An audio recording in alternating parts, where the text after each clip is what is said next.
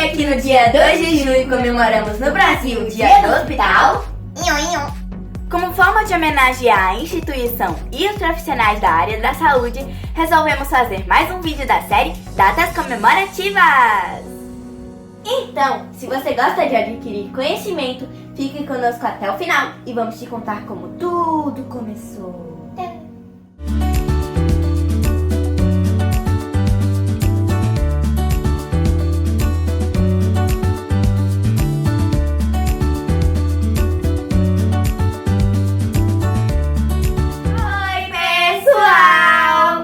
Júlia e eu sou a Ana e nós estamos aqui para fazer vídeos educativos para toda a família. Estamos enfrentando uma pandemia que nos fez lembrar a importância que essas infraestruturas têm para a sociedade. Você conhece a origem dos hospitais? Não? Antes, deixe seu like e se inscreva no canal. A palavra hospital, em latim hospitalis, deriva da palavra latina hospes, que significa hóspede, porque na antiguidade, nesses locais eram recebidos peregrinos, pobres e enfermos. Acredita-se que os primeiros hospitais, ou locais semelhantes a estes, apareceram na antiguidade, no período pré-helênico, e visavam cuidar dos feridos de guerra. Temos conhecimento da existência de hospitais militares desde a antiguidade mais remota. Na Samaria, encontraram-se pinturas que revelam a existência hospitalar desde os idos de 2920 a.C. No Deuteronômio, Moisés fixou regras excelentes para a manutenção da higiene dos militares, isso há 16 séculos antes de Cristo.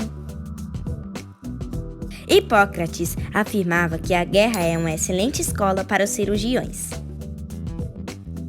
No Egito Antigo, os pacientes eram consultados pelos sacerdotes de Imhotep, uma divindade que em vida foi médico do rei Djéser, 2800 a.C. Apesar de não aparecer claramente a existência de verdadeiros hospitais, a medicina egípcia era muito desenvolvida. Os médicos do Egito foram provavelmente os primeiros a utilizarem drogas, como a pimenta hortelã, o óleo de ricino e o ópio, sem falar das técnicas de preservação dos cadáveres. Um dos hospitais egípcios que podemos identificar é o Templo de Saturno. A cura, porém, era procurada só pela fé. Na Grécia Antiga, nós temos o que são considerados os precursores dos hospitais modernos, os templos gregos, uma mistura de medicina e superstição. A assistência era corporal e espiritual. Um desses templos dedicados a Esculápio, o deus da medicina, foi construído no ano 1134 a.C.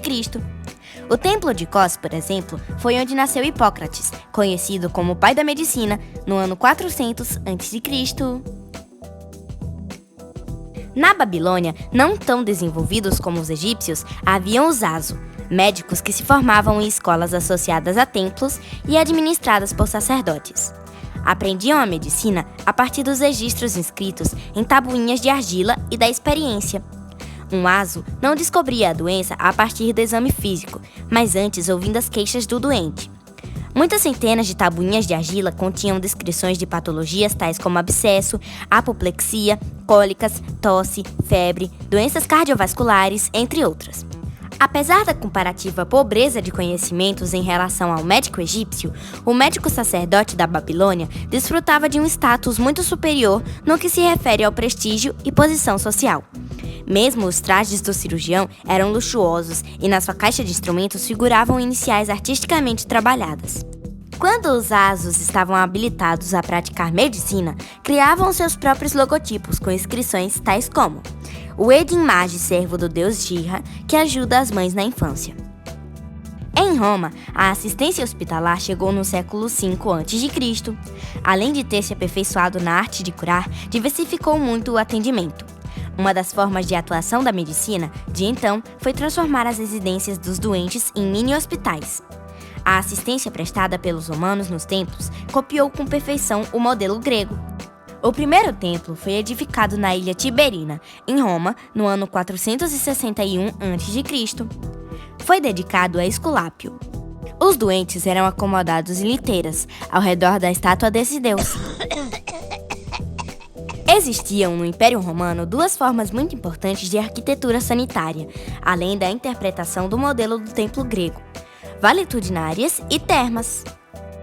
O advento do cristianismo trouxe grande incremento às instituições hospitalares. Os apóstolos instituíram desde o início da pregação do evangelho as chamadas diaconias. Destinavam-se a acolher e ajudar os órfãos, viúvas, doentes e peregrinos. As instituições hospitalares propriamente ditas tiveram início com o decreto do imperador Constantino, durante o Concílio de Nicéia, em 325. O concílio preconizou que em cada cidade houvesse um local para acolher os peregrinos, doentes e pobres. Surgiram assim os pitocotropions e os xenodóquions. Os primeiros hospitais dessa época são marcados pelos edifícios de Edessa, Cesaré, Roma e Ostia. O século XII foi um período marcado pelo surgimento das ordens religiosas hospitalinas da Igreja Católica, o fenômeno das cruzadas e a fundação de hospitais por parte de órgãos governamentais. Os vãos tornam-se cada vez maiores e as condições de iluminação e ventilação dos edifícios melhoram muito. Progressivamente, graças às experiências dos leprosários, 2 fatores novos foram sendo incorporados ao planejamento hospitalar: separação entre as funções de alojamento e logística e separação dos pacientes por patologias e sexo. Foi na Espanha que teve início, nesse período, com muita expressão, a arquitetura hospitalar. Foram concebidos, sobretudo, 3 modelos que se perpetuaram e ainda hoje se encontram em bom estado de conservação: o basilical, o cruciforme e o palaciano.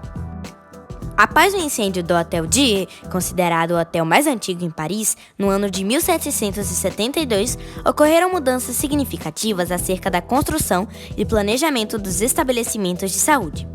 O hospital era imenso para a época, com capacidade de 2.500 leitos, e apresentava diversos problemas de contaminação e disseminação de doenças. A partir daí, os hospitais passaram a ser pavilhonados.